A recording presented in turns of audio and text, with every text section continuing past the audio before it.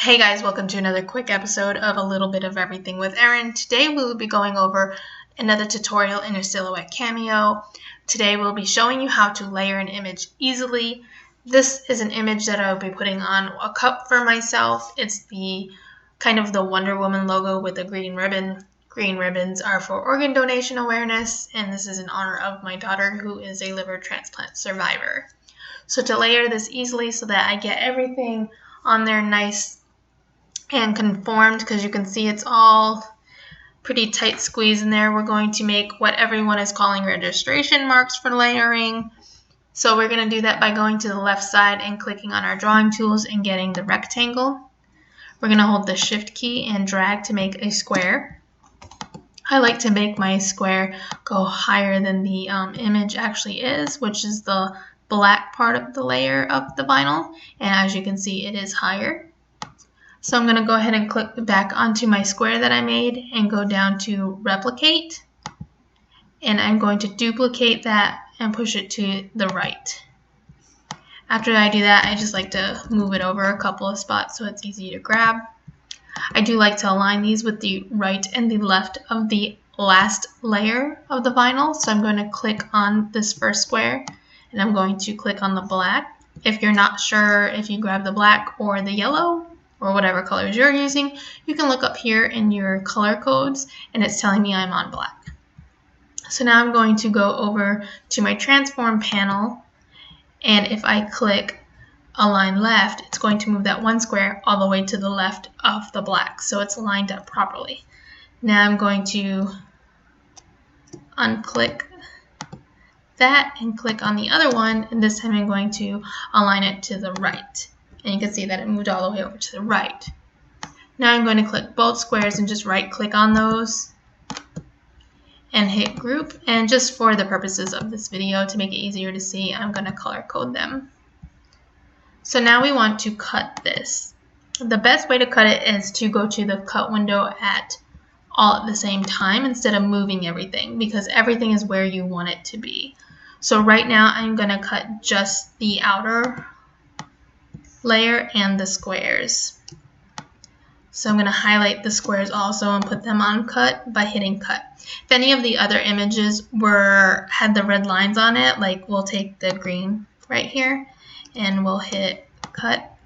Now you can see that the cut lines are on it. It's going to cut that out of the black, and I don't want to do that. So I'm just highlighting it again and hitting no cut, and you can see the cut lines went away from it. So right now you see the whole image, but it is only going to cut the black background and the two squares. And you want the two squares to cut on every single one of your images. So when I go to cut green, I'm going to take the cut lines off the black and put it on the green, but I'm going to leave the squares up.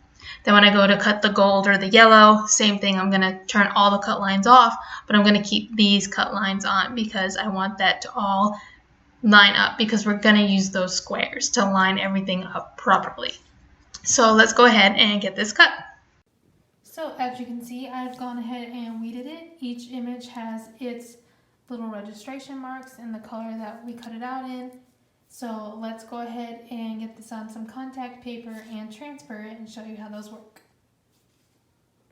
So I'm just going to take some contact paper. You can find this at the dollar store or in Walmart where the shelf liners are in the kitchen aisle. I just like to use this just because it's a little easier for me. But use whatever transfer tape is your favorite. Okay, so we're gonna line everything up and layer it onto the black here. I'm gonna start with the gold image first. And I'm gonna use my burnishing tool to get that burnished on there. I actually found this at Walmart in the kitchen section also by the baking stuff, and I paid like 85 cents or something for it. Super cheap.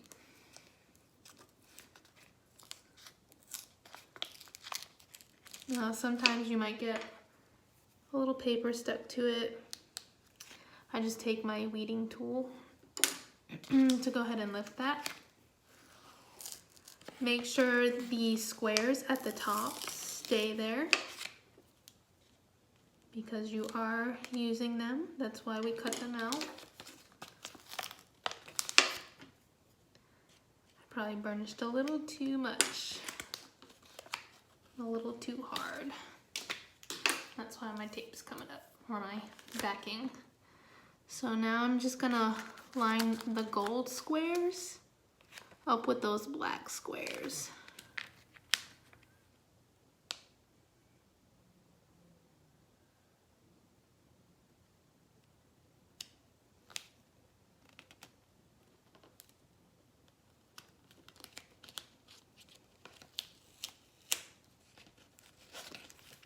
And once you have them lined up,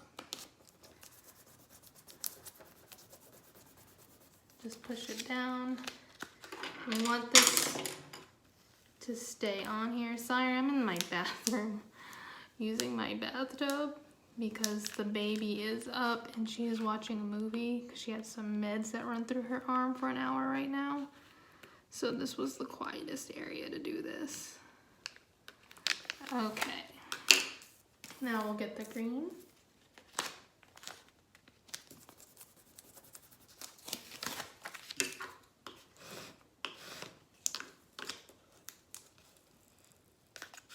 We're just going to do the exact same thing.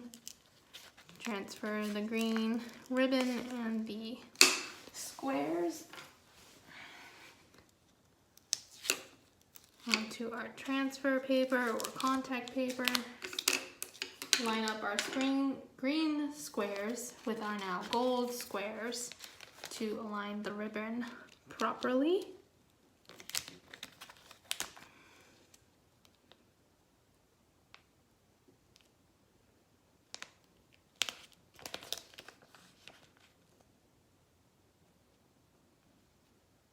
Ooh, mine moved a little. There we go.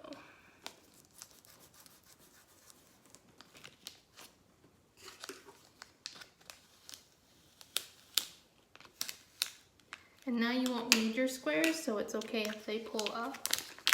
And you can just peel them off your contact paper or transfer paper, because now you don't need them now that everything is on there. So that's it on there.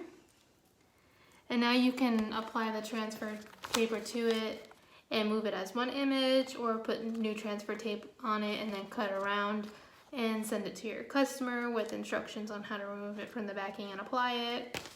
Or even in some cases when it's a whole piece like this and it doesn't have letters that have innards, you can peel it off as one sticker and place it wherever it's going. This one will probably end up on a cup or one of the kids' folders for school, because we all support our little Willow. And if you'd like to follow Willow, you can do the hashtag WillowStrong on Instagram or on Facebook, and you can find her. If you like this video, make sure you hit the like button and don't forget to subscribe. If you hit that bell, you'll get notifications anytime I post new videos. If you have a question, feel free to leave a comment below. And if you have ideas for other videos I should be doing, please leave a comment below about those too. I really do enjoy hearing your ideas, and it gives me an idea of what to be making for you guys. Anyway, I hope you enjoyed it. Have a great afternoon, and as always, happy crafting. Bye!